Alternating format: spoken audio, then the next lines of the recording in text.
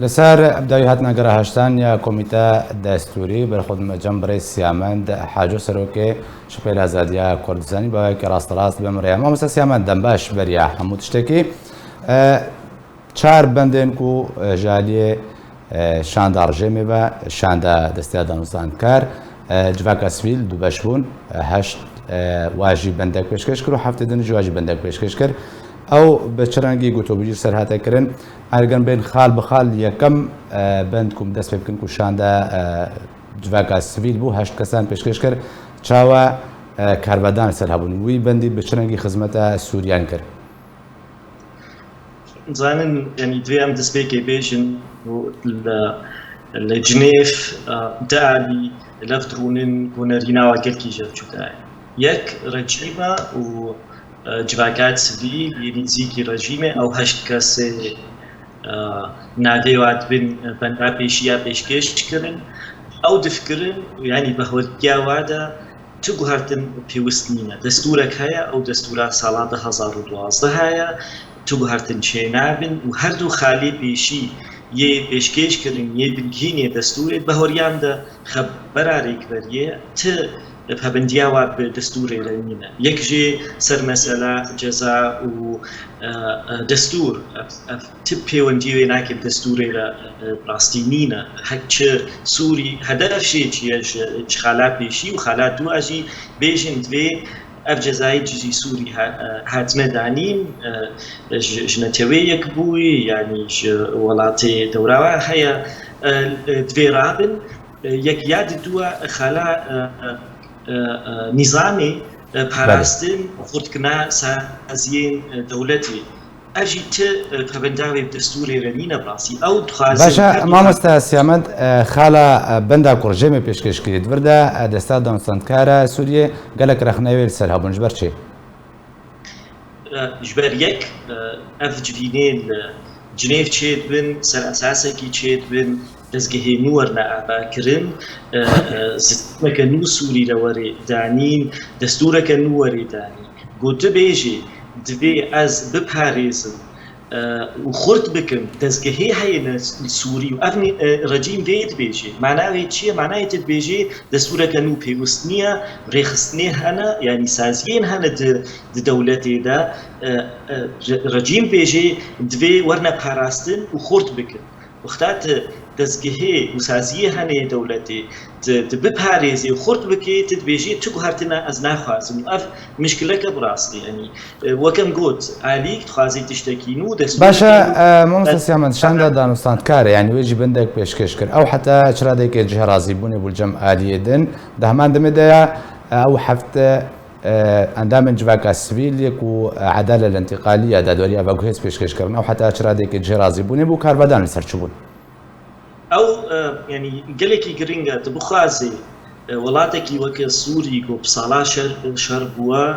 قالك توان بونا قالك ما في مروفا هاتي بن بيكرن تفيدات وركا بخز هبه تفيد بيجي باشا توان هات نكرن چه دزگه وی فات توانا وی يعني وی چه جب كيجان دزگه يعني دات وريه يعني كيجان محكمة بچرنگي وی انا محكمة كرن افتوانيها اف قالكي قرينجا وتحمو ولاتي شرچه بوان دادوريك بهتري وانا دادوريك بكهز هاتي يعني خالك بنكينا لدستوري افقلكي قرنقات بهوريا وخلا ريكبريه يعني شراي روجات هاد شراي هاد گفتگو کرن سروريا دستوري افشي تحمو دستوري تياندا سروريا دستوري خالك دستوري دا تي گفتگو کرن يعني جهوي دستوري ده هيا وكم خالي ريكبريه وجواكات سبيل يعني زكي ريكبريه قالكي جرينجن ويا نظام بيجي امي دزگها بپاريزن ودفي اف سوري ولاتي سوري جزائر دجي ولاتي سوري جبن بن بكرني ما في مروفا بده صاله الجزاهات مثلا در حق سوري دفي رابط باشا ما مستسي احمد اگر باوایکی گشتی نرخاندنه که جوینن گره هشتان را بکن قالوا سركفتي بون وكا هشت قريدي يعني حفت قريد شوي نسر كفتي وقرا هشتاجي نەسەرکەفتی بوو کەنگی سەرکەفتیە وەختا سەرخان لەف بکرد بەس هەفت گەڕێ چووی و گەڕا هەشتا دەژی لەف هاتن سەرخالەکە بنگهین دەستورێ چێنە بوو سەر گۆتنەکێژی لەف هاتن چێنە بوو سەر ڕێزەکەی لەف هاتن چێنە بوو ئاف نەڕازی بوون جەم هەموو کەسی چێتکێ کێ مای ئەس بەهاتکم بەس نیزان کێف خۆشە ڤیرەنگێ دەرباس بن ئەفدانوستانێ هان نەتەوەیەک بووی و نونەرێ نەتەوەیەک بوویکی پێتەزن گۆت کۆچێنابێ و سا بەردەوام بێت وێ ئەم سیستێمەکە نو بفکردن چاوە بەردەوام بێگەلێک پێشنیار هەنە جوینە يعني حفتي كجبينا بكن ده حفتيار حفتي يعني حتي بكن وحفتيار سيادي ساجبينا بكن جبوي سو شوي مثلا إخلاص بكن جالية دي فتبي دختك النظامي ببيش بوي حاضر ببراسي سر دستوري باخي حتى هذا دستور النظام نحاضر سر دستوري باخي وخالي بيش كيش تكي أمزانن أبنو جبينا سيا خالي بجيني دستوري تينا قفتو بوكرن وبيش باشا ما مستأسي عمدوك وتداخل يا كرن يعني جرى هشتانجی تا انجام باندور جه در نکاتیم یعنی وقت هر حفظ گری بوری در باسون بیکو انجام نرینی هبن نرینه تا پیش روزه و جوینانی گرا دستوری و چه به وان بیشن اگر کو نسر کفتی بردام که بدیل جرچه حتى يروتي بديلدينا وأب مشكلة ك دانوستاني خورا يكتيا أوروبا ألمانيا بأمريكا أم سر ألترناتيفا آخرين أو بينن تبيشن في وقتي تألترناتيف نينا تبلو أم بينن ألترناتيف كارن هذا بهوريا مدى كرميناك كونفرنسا كيناك دولتي سر سوري شيء أول عطي دورة كواد دوسيا سوري دهنا أو كارن لبرون بريارك ببصدين أفرساسا سياسي چاوا بردوان بي بس حتى هانا تويك بوي وڵاتێم ئانینە زمان تا ئەلترناتیڤ نابینن بریارە 22 5 و 4 تشتێ گوتن تشتێ کارێ ببێ گوتن هەیە دەبێژن گەڕان هاژی وێ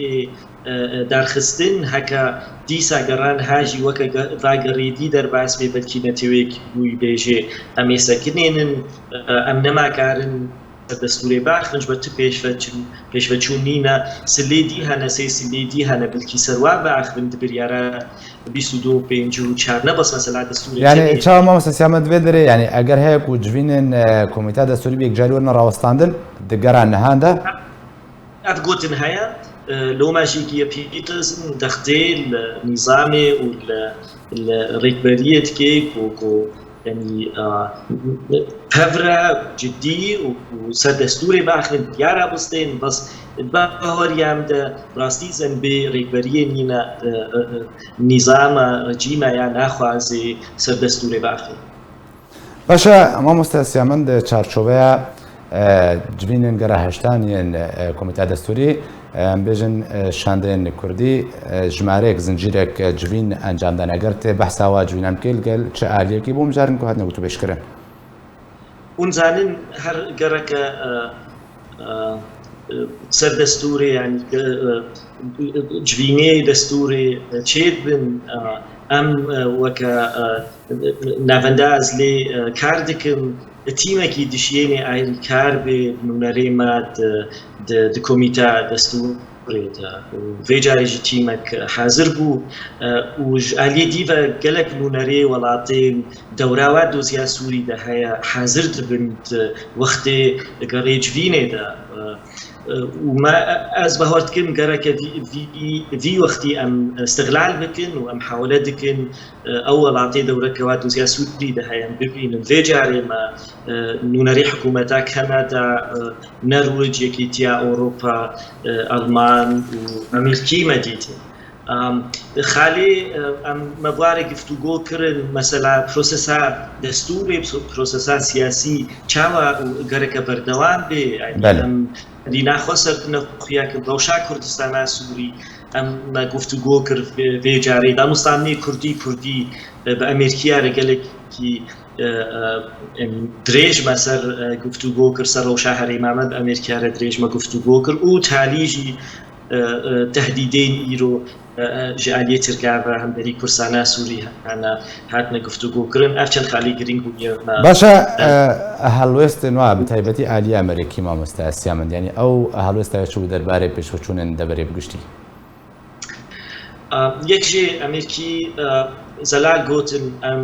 دژی دەرباسبوونە ترکانە و دانوستانیمە ترکارە بەردەوام هەنا ئەم نابینن ڕاستی ئاریکارە ستابلیتێت بینێ هەرێمێ دەرباسبوونەوە بەراواژی وێ کۆچبەری دیساچێ هاتنە مەرزن وێ ئێنە هەرێمێ و بەهۆریاوادا دەرباسبوونا ترکا نە خزمەتە هەرێمێ ناکێ لۆماژی دژی دەرباسبوونێنە دیڤە بەلکی گرنگ بێ مەسەلا دانوستانی کوردی گوتن ئەم بەردەوام پێرەنە دانوستاندن ببن و نونەرێ ئەمریکیان زانینی هەرێمامە پێلەکە نونەرێکی دانین گوت هەیڤا هەشتا هاتیە تعیینکردنجی نیکۆلاس گەرێمچە گەرەکە هەرێمێ ئەوەی نونەرێ نو بێ یە هەرێمامە ئەفگەلکی گرنگە وەکە گوت ئەو نیکۆلاس گەرێنجەوەی گرنگیە دێ دانوستانی کوردی گەلک سپاس بۆی مامۆستا سیامەند حاجۆ سەرۆکێ شەپێلە ئازادیە کوردستانی کوتم ڕەبی گەلک سپاس